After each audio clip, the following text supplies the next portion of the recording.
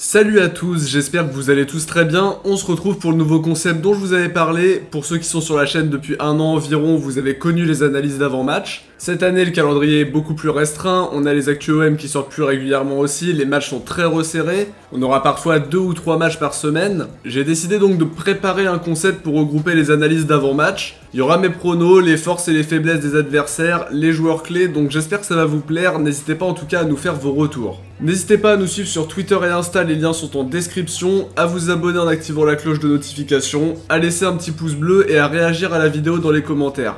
N'hésitez pas aussi à rejoindre le Discord, le lien est en description. Comme d'habitude pour les avant-matchs, n'oubliez pas de nous donner votre prono pour ce OM Saint-Etienne et pour ce OM LOSC. Vous aurez bien sûr les miens au cours de cette vidéo, celui qui aura les 2 bons pronostics sera mentionné dans la prochaine vidéo.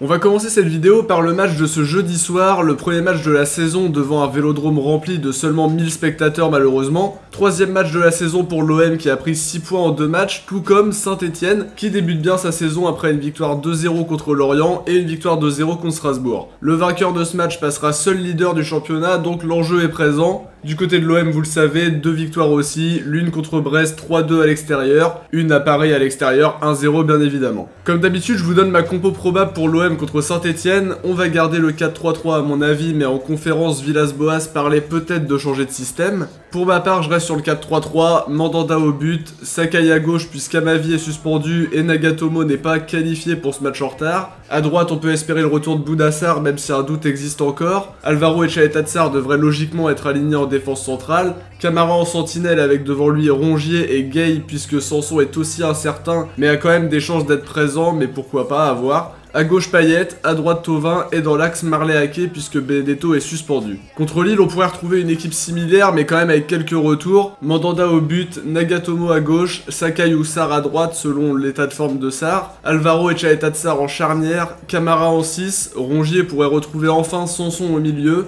Payet sur l'aile gauche, Thauvin à droite et le retour de Benedetto dans l'axe. Sur les forces marseillaises en marge de ces 2 matchs, je dirais bien sûr Florian Thauvin qui commence sa saison de la meilleure des manières. 2 buts, 2 passes décisives, c'est l'homme fort de ce début de saison. Rongier aura un rôle hyper important dans le contrôle du milieu de terrain. Il l'a bien fait à Paris et logiquement il s'impose comme un joueur phare de cet OM. Camara aussi qui à ce poste de 6 enchaîne les bonnes prestations. Derrière, Chaetatsar va avoir un rôle très important à jouer. Il déçoit très peu depuis la saison dernière et solidifie vraiment cette défense aux côtés d'Alvaro. Je pense que dans le jeu, il va vraiment falloir utiliser les coups de pied arrêtés. On est très à l'aise cette année donc c'est un super atout. Être au top aussi dans les duels qu'ils soient aériens ou au sol, aller au contact, bien négocier les attaques, tout ça va être important pour faire de bons résultats. Sur les inquiétudes, c'est l'absence de latéraux. On n'a pas de latéral gauche pour Saint-Etienne avec la suspension d'Amavi et la non-qualification de Nagatomo. Sakai à gauche, ça peut faire l'affaire, mais c'est loin d'être la solution idéale, même si je la préfère à la solution Kawi. Devant, on n'a pas de numéro 9, pas encore de recrue, et on sait que Germain n'est pas à l'aise en seul attaquant.